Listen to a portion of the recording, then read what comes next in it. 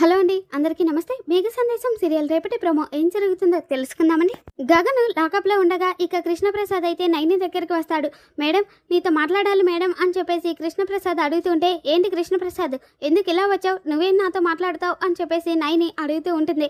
Madam, నేను మీతో ఒక ముఖ్యమైన విషయం మాట్లాడాలి మేడం, గగన్ ఏ తప్పు చేయలేదు మేడం అని చెప్పేసి కృష్ణప్రసాద్ అంటూ ఉంటే, ఇవన్నీ నువ్వెలా చెప్పగలవు, గగన్ తప్పు చేశాడు కాబట్టి మేము అరెస్ట్ చేశాం అని చెప్పేసి నైని అంటూ ఉంటుంది.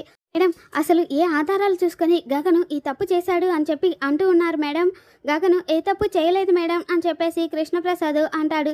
అదే చెప్పాల్సింది నువ్వు కాదు, మేము ఎవిడెన్స్ అన్ని చూపిస్తాము, కోర్టు తప్పు చేశాడా లేదా అని నిర్ధారించుకొని శిక్ష వేస్తుంది.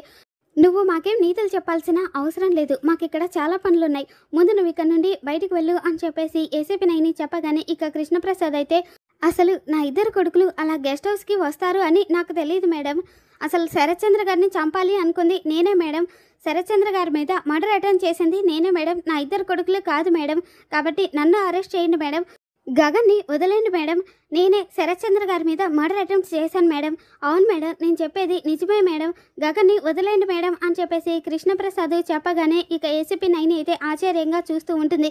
ఇక లాకప్లో ఉన్న గగన్ అయితే ఈ మాటలన్నింటినీ కూడా విని ఆశ్చర్యపోతూ ఉంటాడు. మరి కృష్ణప్రసాద్ చెప్పిన నిజాన్ని ఏసీపీ నైని నమ్ముతుందా?